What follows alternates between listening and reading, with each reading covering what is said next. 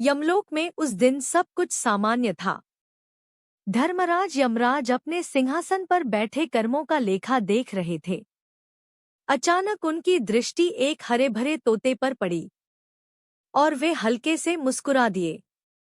यमराज का हंसना, यह कोई साधारण बात नहीं थी। तोते ने देखा तो उसका हृदय कांप उठा। वह बोला, कोई और हंसता तो ठीक था, लेकिन जब मृत्यु स्वयं हंसे तब समझ लेना चाहिए कुछ अनहोनी होने वाली है। डर के मारे तोता उड़ता हुआ अपने मित्र गरुड़ के पास पहुंचा। तोते की विनती। तोता कांपती आवाज में बोला, भैया गरुड़, यमराज मुझे देखकर हंस रहे हैं। आप ही कुछ कर सकते हैं। मेरी आयु बढ़वा दीजिए। मेरे छोटे छोटे बच्चे हैं। गरुड़ कुछ पल शांत रहे, फिर बोले, कर्म से बड़ा कोई नहीं। फिर भी चलो, मैं तुम्हें सुरक्षित स्थान पर छोड़ आता हूं। 7 समुद्र पार। गरुड़ ने तोते को अपनी पीठ पर बैठाया और आकाश को चीरते हुए 7 समुद्र पार ले गए। वहां एक निर्जन गुफा थी।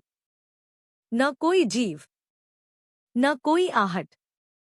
गरुड़ बोले, यहां कोई नहीं पहुंचेगा, तुम यहीं रहो। से स्वयं बात करता हूं। तोता निश्चिंत होकर गुफा में बैठ गया। यमराज का रहस्य। गरुड़ सीधे यमलोक पहुंचे। यमराज ने उन्हें आदर से देखा। गरुड़ ने पूछा, प्रभु, आप मेरे मित्र तोते को देखकर क्यों हंसे थे? यमराज शांत स्वर में बोले, मैं उसके कर्म देख रहा था। उसकी मृत्यु लिखी थी। 7 समुद्र पार एक गुफा में बिल्ली के द्वारा। मैं यही सोचकर हंसा कि वह वहां पहुंचेगा कैसे, कर्म कभी नहीं चूकता। उसी क्षण यमराज बोले, देखो, वह आ गया। पीछे मुड़ते ही तोते की आत्मा वहां खड़ी थी।